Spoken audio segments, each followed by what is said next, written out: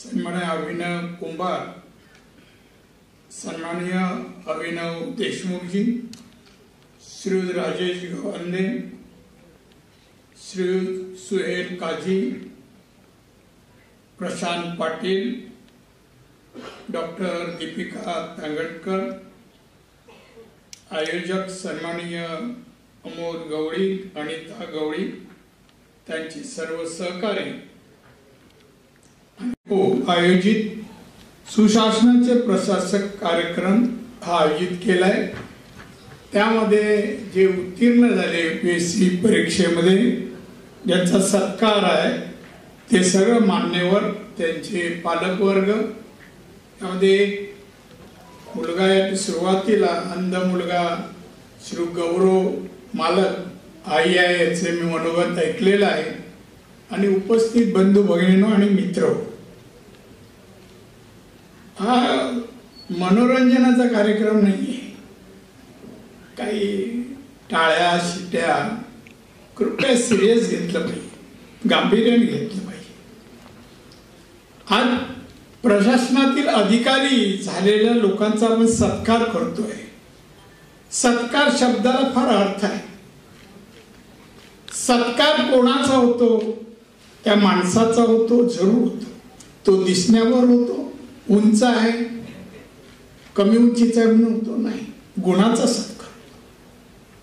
आज या 21 जणांनी मान्यवरांनी परीक्षेला अतिशय मेहनत, परिश्रम, सर्व काही योगदान देऊन पास झाले, आणि ही या 2 संघटना म्हणा संस्था त्यांचा गौरव किंवा सत्कार करतायत, आणि जमलेल्या लोकांनी त्या सत्कारातून बोध घ्यावा। तर सत्काराचा अर्थ जो आहे तर सत्कारातून दुसऱ्यांना बोध घ्यावा।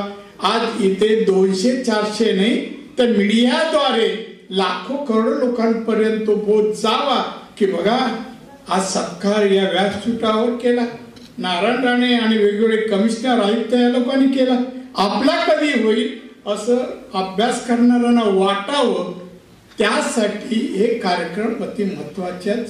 आणि म्हणून सत्काराच्या वातावरणात होणं आवश्यक आहे असं मला वाटतं।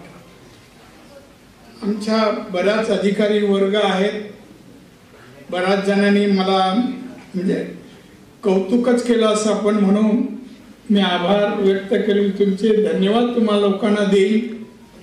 मी बरेच वर्ष प्रशासन जवळून पाहणाऱ्यापैकी एक आहे।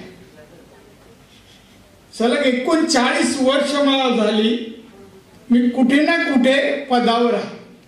मुंबई कॉर्पोरेशनला सुरू केलं मी, BST केले मी चेअरमन म्हणून, आमदार झालो, आमदार नंतर मंत्री झालो, जवळजवळ 13-14 खात्याचा मंत्री झालो, मुख्यमंत्री झालो, परत आमदार, खासदार, केंद्रीय मंत्री, आणि परत खासदार। 39 वर्ष झाली मी अधिकारी पाहिला, अधिकारी अनुभवल्यापैकी मी एक आहे।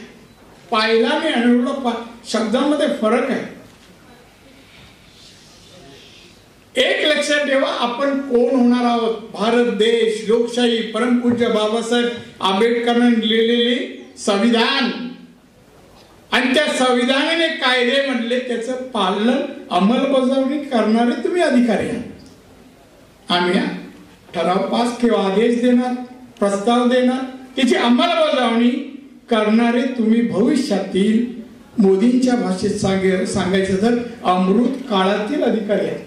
अमृत काळातील अधिकारी म्हणजे शिस्त आहे, डिसिप्लिन, पंक्च्युअलिटी, सिन्सिअरिटी, हे 3 शब्द अति महत्वाचे तुमच्या जीवनात।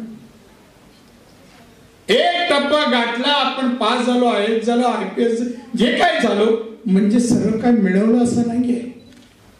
मी एक दिवशी एका व्याख्यानालाच गेलो होतो, ते व्याख्यान करते नुकते फॉरेनला जाऊन आलेले होते, नेते होते ते, आणि मी नवीन होतो। मी सर जाऊन नमस्कार केला,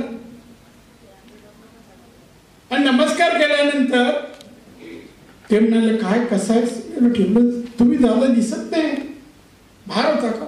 हो म्हणे, थोडा परदेशात काय टूर वर मी गेलो, तो काही देश पाहून आलो।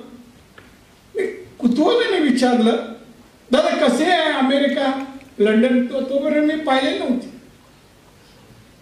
माझ्या खांद्यावर हात ठेवला, म्हणला राणे, अरे एवढ्याशा प्रवासामध्ये माझ्या मी तुला जग कसं सांगू. एक गोष्ट लक्षात ठेव, संपूर्ण आयुष्य जरी आपण अभ्यास केला तरी जगातलं ज्ञान आपण आत्मसात नाही करू शकत. त्या मिळवला म्हणून आनंद जरूर करा, सेलिब्रेटी करा, पण आपली मोठी जबाबदारी आपल्यावर येणार आहे. हे देश भारत, लोकशाहीचा भारत देश, 140 कोटी जनता, याच्यामध्ये आता मोदी मंडळ, मला गुजराती अध्यक्ष होते, त्यांनी मला बोलून घेतलं, राणे तू कापसात PhD केली का? मी नाही सर. अरे तू कोकणातला, तू आमच्या इकडे जळगाव किंवा विदर्भाच्या कापसावर कसं काय बोलू शकतो? मग त्यांना मी सांगितलं कसं बोलू शकतो. 3 दिवस मी नागपूरला जाऊन राहिलो, 3 दिवस. 2 एक्सपर्टने बोलवलं. मी साहेब मला या विषयावर बोलायचं आहे आणि मला तुम्ही सांगा, कापसाच्या जातीपासून सांगा, कपड्यापर्यंत सांगा सर. आणि ऐकून घेतलं आणि मग दुसऱ्या दिवशी सभागृहात बोल. तुम्ही तुमचं अभिनंदन मी करतोय आणि त्याचबरोबर तुम्हाला शुभेच्छाही देतोय. कर्तृत्ववान अधिकारी माझ्या देशाला हवे आहे, माझ्या देशाला हवे आहे.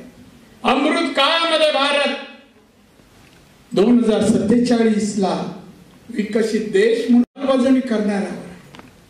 मी आत्ताच आलो, मंत्री आत्ता होतो, या वेळेला नाहीये. पंतप्रधान विश्वकर्मा एक योजना जाहीर केली, आपल्याला सगळ्यांनी महत्वाकांक्षी योजना. मी शेवटच्या मीटिंग मध्ये अधिकाऱ्यांना सांगितलं, हा टेंडर मंजूर करा.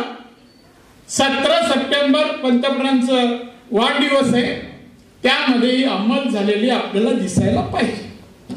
पसायला काही आणि तेवढ्यात निवडणूक झाली, आचारसंहिता आली आणि दुसरे मी माहिती की बा आता 17 सप्टेंबर येत झाली का, एका अधिकाऱ्याने ती रिटेंडर केली.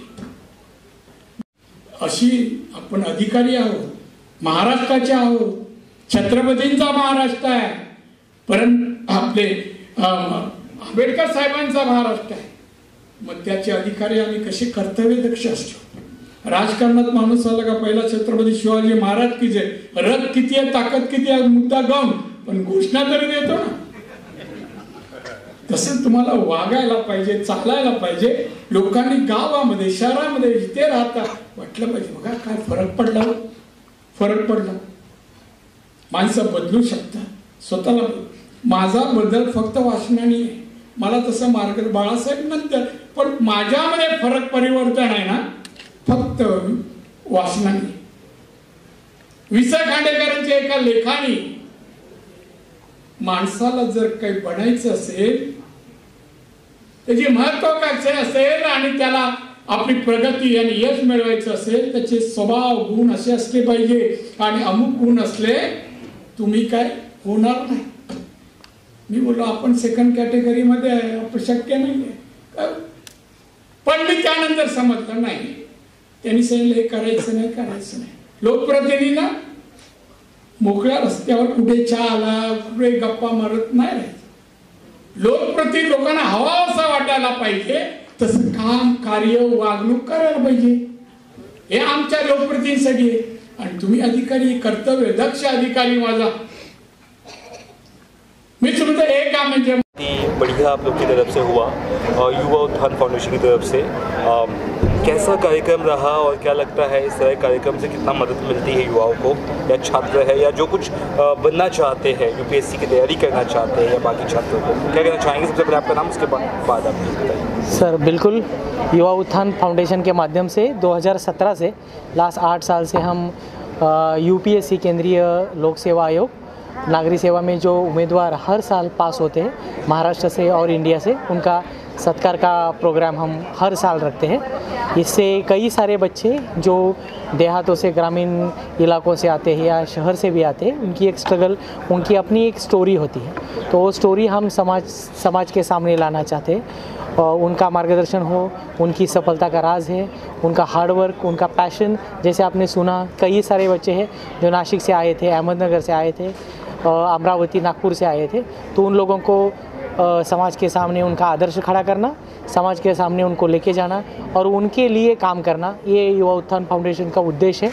इसलिए हम उनको स्कॉलरशिप देना, उनको फैसिलिटी उपलब्ध करके देना, उनको किताबें देना, उनको पैसे देना, इस प्रकार की मदद हम करते हैं। हमें बहुत अच्छा लगा, आप कई सारे मीडिया कर्मी इस प्रोग्राम को आए हैं, तो हम आपका भी शुक्रगुजार करते हैं, आपको भी धन्यवाद देते हैं।